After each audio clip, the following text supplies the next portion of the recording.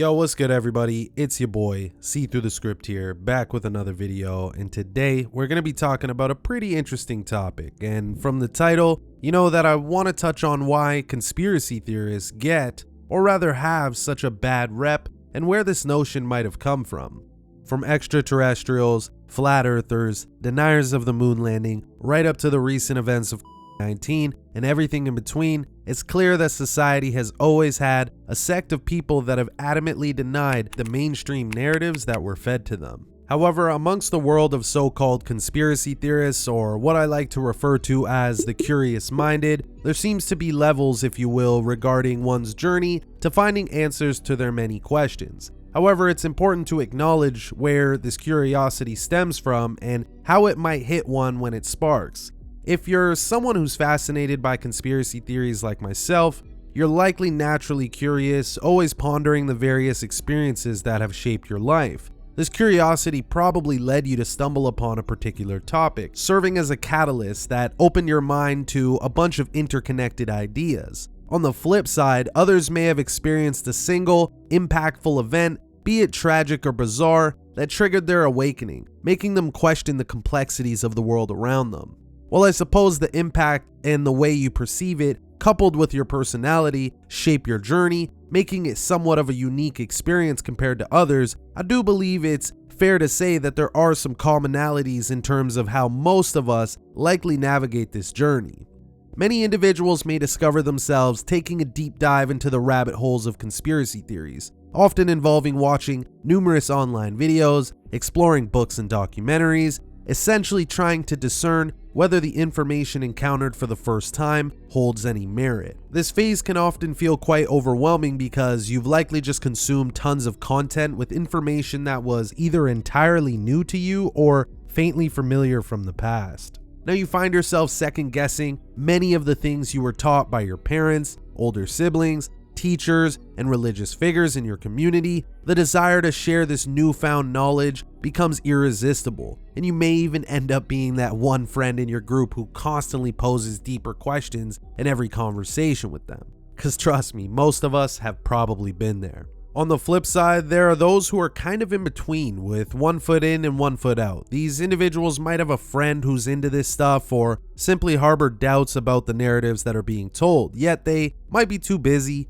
less concerned, or not as curious as others to truly invest their time into delving into these theories. Then you have those individuals on the other side who have already immersed themselves in numerous theories. At this point, they have surpassed the various phases typically encountered along the path of seeking answers. Regardless of whether they found the answers they were expecting or not, these individuals usually don't feel the need to constantly share their findings. Having attempted to do so numerous times in the past, they may have grown somewhat wary of the constant rejection and pushback towards their comments, leading them to keep their thoughts to themselves. With that said, when one is in that first phase of intense deep dives, they're likely to become quite vulnerable, mentally speaking, considering they enter this phase where they essentially shatter the reality of the world around them and begin this intense hunt for others who harbor similar feelings as them. Now, like any group of people, there are extremists, you could say, that are hell-bent on their beliefs being right, regardless of the topic, and are quite good at convincing the vulnerable-minded to mindlessly follow them and hang on their each and every word. These are the types of individuals that, in my opinion, contribute to the negative rep that conspiracy theorists get. But we'll talk more about that later on, because I think it's time we dive into the history of where the term conspiracy theorist originates from and the purpose it serves in our society.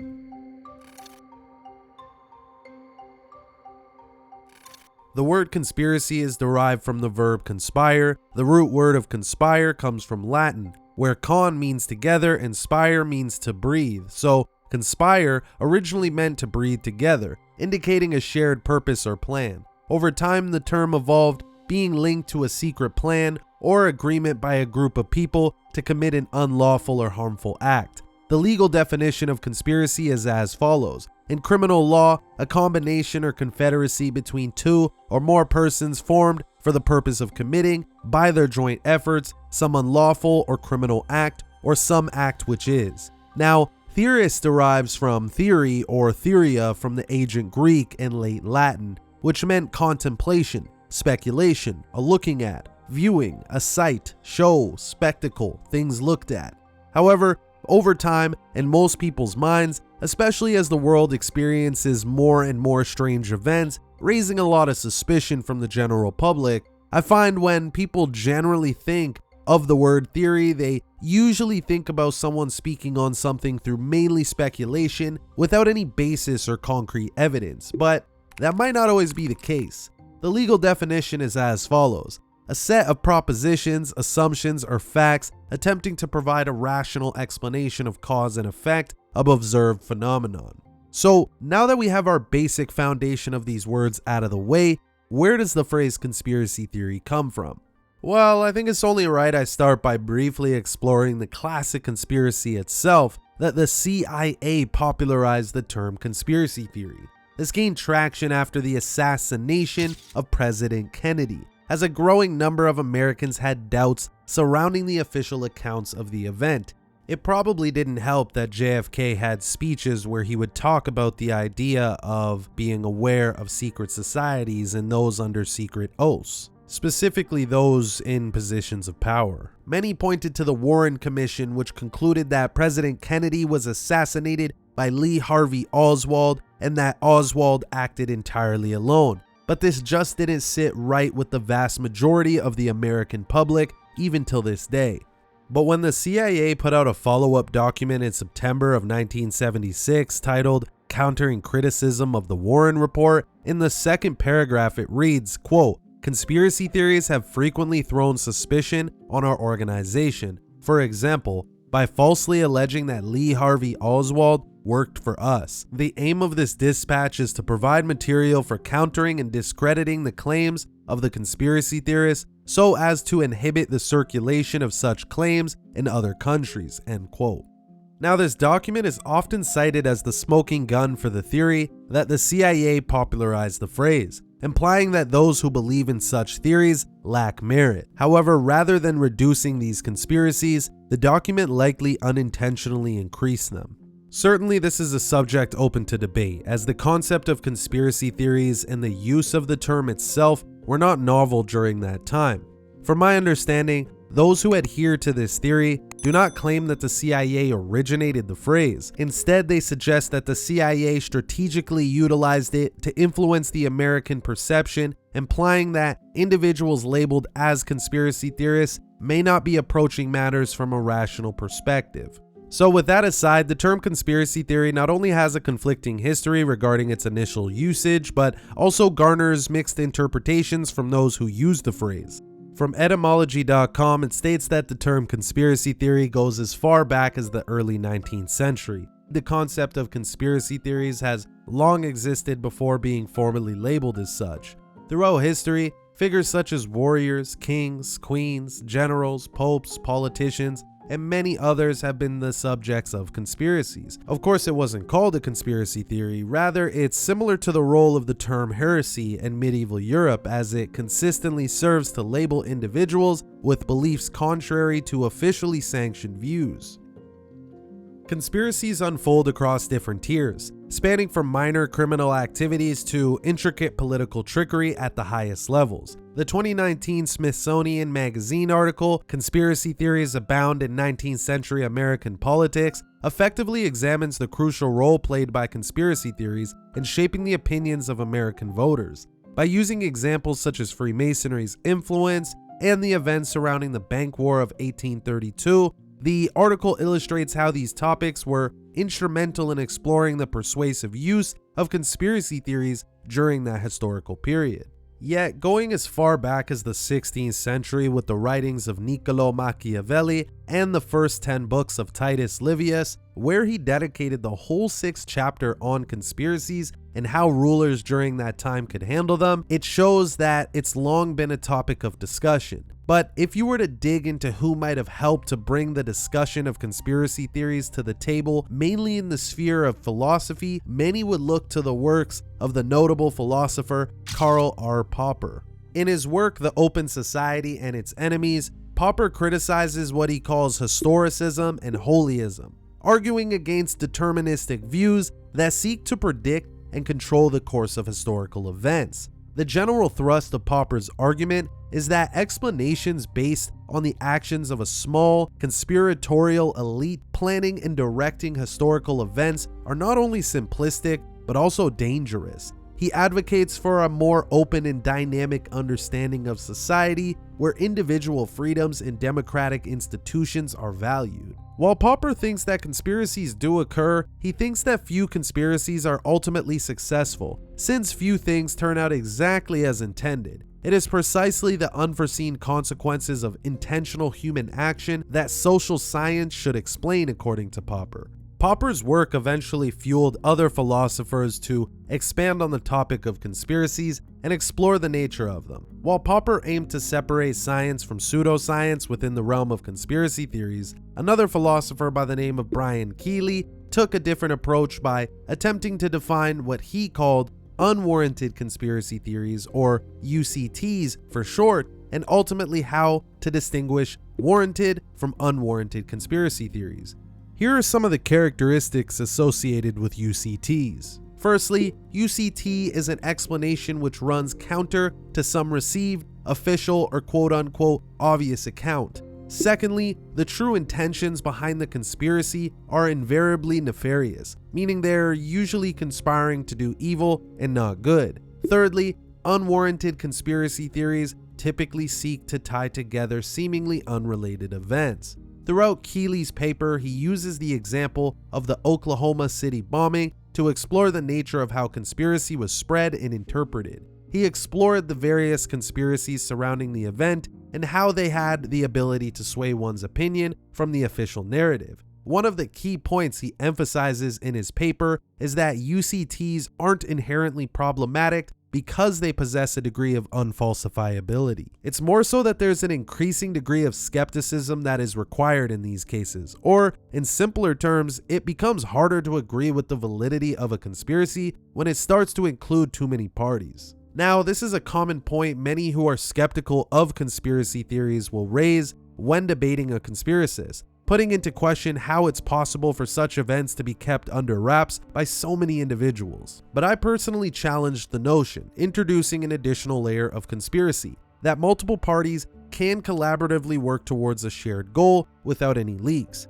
Nevertheless, if leaks do occur, the conspirators likely possess the capability to either suppress the information, divert the public's attention from it, or, in more extreme cases, enlist influential figures, such as entertainers, to shape public opinion in a direction favorable to the conspirators. Certainly, you can argue that the statement I just made possesses a degree of unfalsibility, being it's challenging to disprove, and with that, it's fair to say, understanding or accepting that notion may necessitate a significant amount of skepticism. To avoid diving too deep into his paper, which I suggest you read after watching this video, I'll link it below. Here's how he concluded it. Instead, I suggest that there is nothing straightforwardly analytical that allows us to distinguish between good and bad conspiracy theories. We seem to be confronted with a spectrum of cases, ranging from the believable to the highly implausible. The best we can do is track the evaluation of given theories over time and come to some consensus as to when belief in the theory entails more skepticism than we could stomach. To paraphrase the last bit of his conclusion, he argues that the concern may not necessarily lie with the theories themselves, but rather with the theorists advocating them. Furthermore, it can be concluded that theories, regardless of how unconventional they may seem, aren't inherently negative. In fact, they play a crucial role in compelling us to carefully distinguish between sound and flawed explanations, which I think is a perfect transition into our next chapter.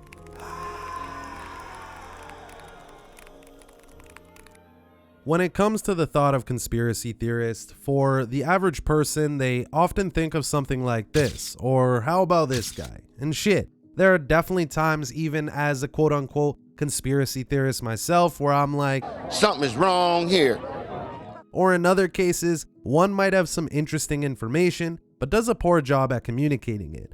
But the notion of a tinfoil hat is synonymous with conspiracy theorists and originated from a 1927 short story by Julian Huxley. In the story, the main character wears a metal hat to ward off mind control by a villain scientist. Over time, this term became widely used to describe individuals believed to be heavily immersed in conspiracy thinking and paranoia. Regardless, the prevailing perception of conspiracy theorists has long been characterized by stigmatizing labels such as someone who doesn't get out much, paranoid, schizophrenic, uneducated, or mentally ill. I mean, the list goes on. And here's where I wondered about the origin of this widespread perception of the unhinged and eccentric conspiracy theorists. While reading David Aronovich's book Voodoo Histories: The Role of Conspiracy Theories in Shaping Modern Society, he alluded to this notion that conspiracy theories have an almost religious function, stating, quote, "I think the desire for a casual narrative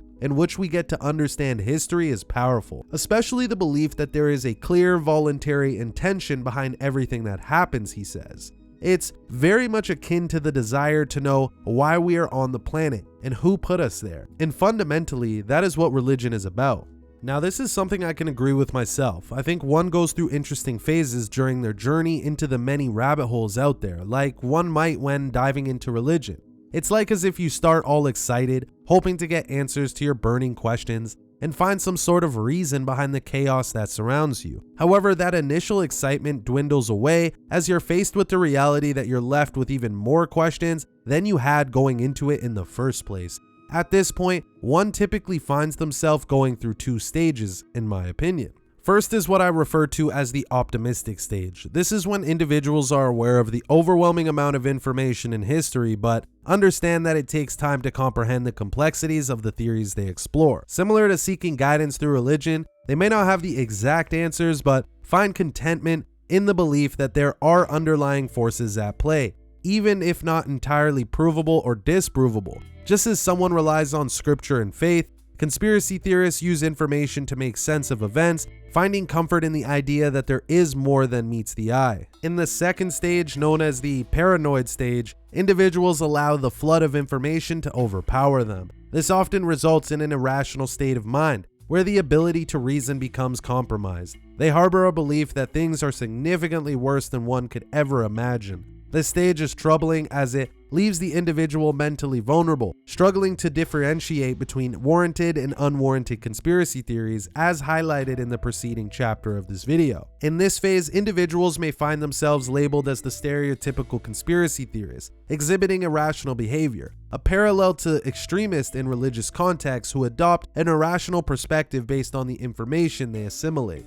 Examining these two stages enables us to contemplate the likelihood that a substantial number of individuals worldwide succumb to the second stage. This scenario appears to be more prevalent among the general public compared to the more discerning conspiracy theorists in the initial stage. While there are plenty of sensible individuals who hold regular jobs, have completed their education, and are functional members of society, believing in conspiracy theories such as extraterrestrial life, political assassinations being a part of a deep state plot, or NASA's moon landing being a hoax, they tend to be less vocal about their views. On the other side of the coin, those who are more skeptical are often eager to share their viewpoints, but their communication style may not effectively convey their message, leaving non-conspiracists with a perception that these individuals lack rational thinking.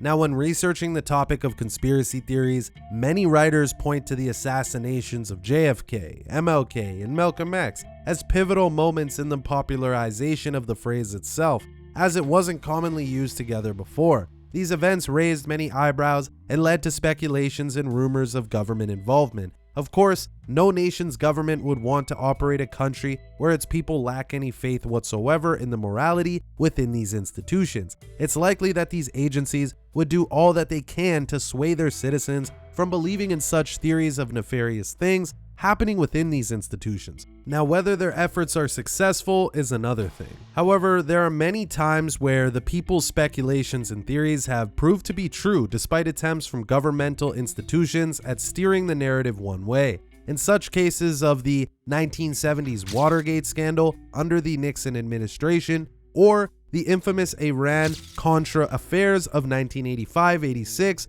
under the Reagan administration, exposing the covert actions of the United States to sell arms to Iran only to use said funds for nefarious purposes, despite the quote-unquote trusted sources of media stating otherwise. It's crucial to remember that the government has played a significant role in providing financial aid to the establishment of news media. For the longest time before the internet era, the vast majority obtained their information from these sources. This is mentioned to highlight the possibility that media outlets might be strongly influenced to align with the beliefs and agendas of their funders, potentially compromising their role in serving the audience they are meant to inform. Now, I think this is a perfect way to transition into the next chapter of this video, which theorizes on whether or not there is an agenda to downplay those who partake in conspiracy theories as a whole.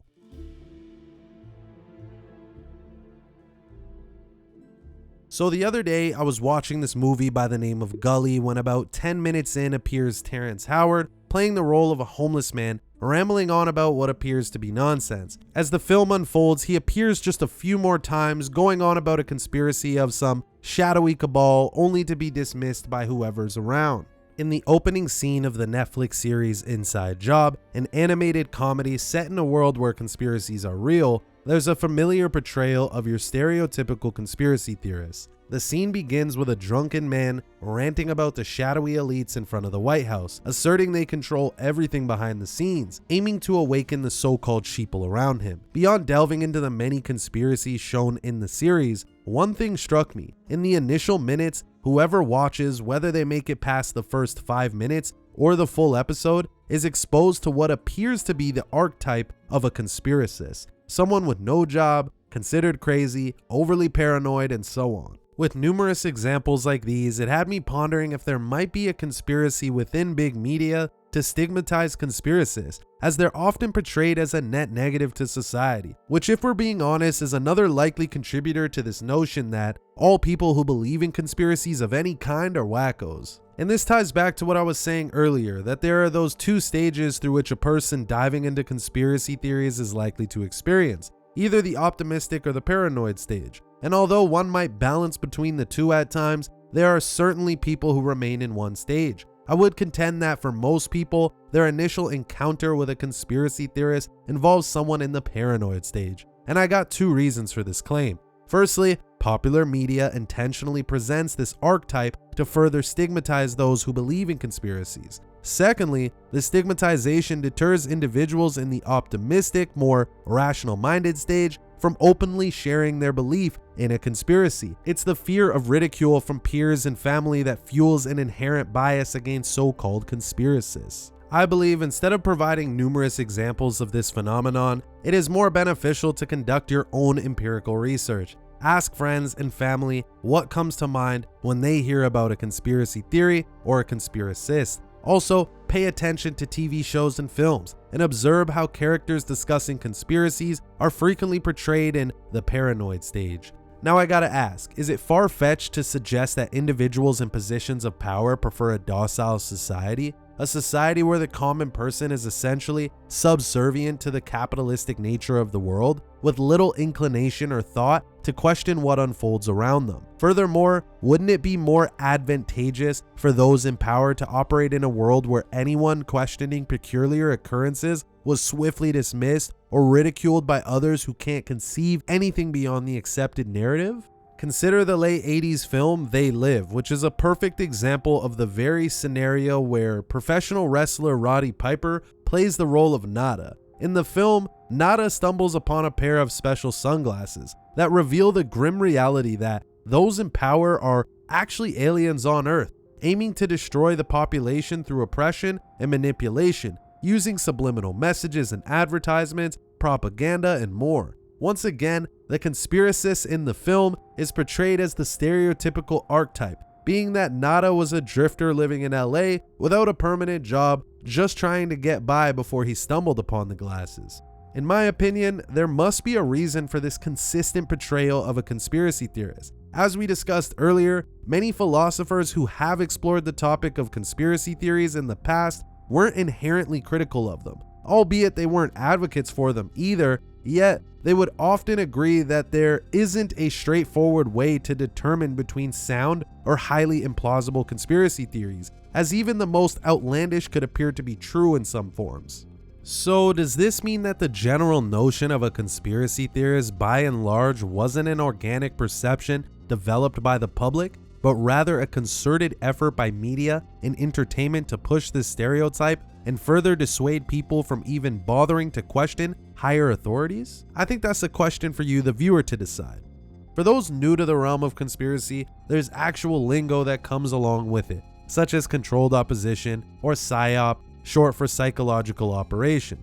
Controlled opposition in a nutshell is any person or organization which appears to be on one side but is secretly working against the interest of that movement. Why do I bring this up, you might ask? Well, it's often believed that if there is a shadow cabal ruling the world, whether it's the Illuminati, Zionist bankers, the Jesuits, the Catholic Church, Freemasons, the Black Nobility, the 13 Bloodlines, reptilians, and whatever else one calls it, they would certainly want to ensure that their secrets remain in the dark. One of the ways some would argue this is done is through the usage of controlled opposition. I mean, it would make sense, right? Instead of letting independent media steer the narrative, it's important for the cabal to establish their own ground with creators that seem to be on the side of truth, only to spread misinformation and further deter one off their track. One common criterion conspiracists use to identify controlled opposition is assessing the network or status of an individual within the community. It seems that those operating at a high level, whether in terms of production, follower count, or overall platform, are more likely to be considered controlled opposition.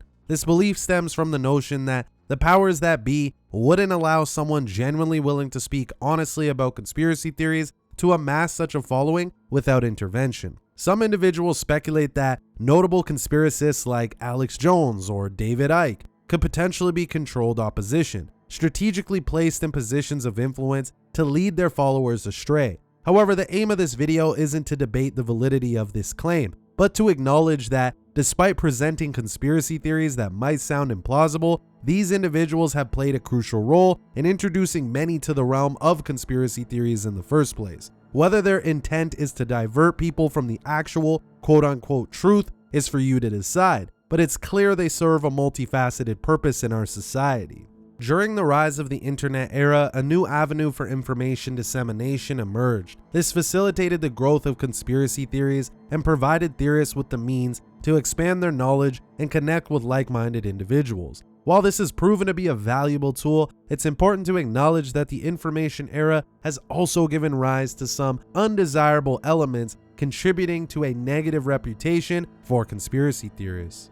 Regardless of your standpoint on the conspiracy, whether it be the New World Order, the 9/11 truth movements, to present-day QAnon, there are bound to be individuals that take their stance a little too far and end up letting their own biases get in their way. I mean, naturally, individuals must possess the capacity to assess the character of some so-called truth guru's actions and words, as doing so will enable you to distinguish whether they are expressing genuine perspectives or if they harbor hidden agendas. But aside from the ones who give the community a bad rep, there are also some that gave the community tons of great work to learn from, and I'm referring to guys like Jordan Maxwell, William Cooper, or Frederick Tupper Saucy III, to name a few. And although I'm sure one could always find something in their work to disagree on, as that's inevitable, there's no doubt in my mind that these men put a large majority of people onto things in the past 20-30 years that they weren't hip to before, myself included. Plus all the hardworking creators out there now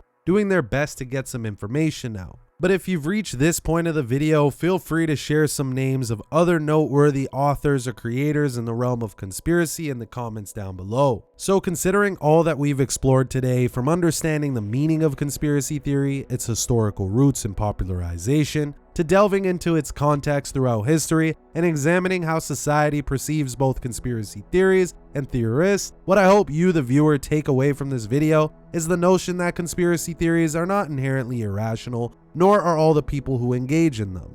Without the ability to reason with conspiracy theories, some of the most crucial events in our modern day, such as the Watergate scandal or the Iran-Contra affairs as referenced earlier, wouldn't have been uncovered. The concept of theorizing and speculative thinking is vital for our society and should not be dismissed or ridiculed without due consideration. Yet regardless of one's opinions about conspiracies or conspiracy theorists, whether positive or negative, as long as the earth remains under the influence of seemingly immoral organizations, governments, and corporations, we are likely to continue witnessing world-altering events. And from these times, individuals will emerge, seeking to challenge the narrative being presented, and will be determined to prove otherwise. Whether they achieve their goal, well, only time tells. But ladies and gentlemen, that's all I got for you today. I hope you learned something and enjoyed the video. If you did and are familiar with my channel, you know the drill by now. Be sure to drop your boy a comment and tell me about your conspiracy journeys, or share what I might have missed in the comments. Also, make sure to smash the hell out of that like button, share the video, and most importantly, subscribe, man. Remember, all of those things are free to do. It's been your boy Script, and I'm out of here. Peace.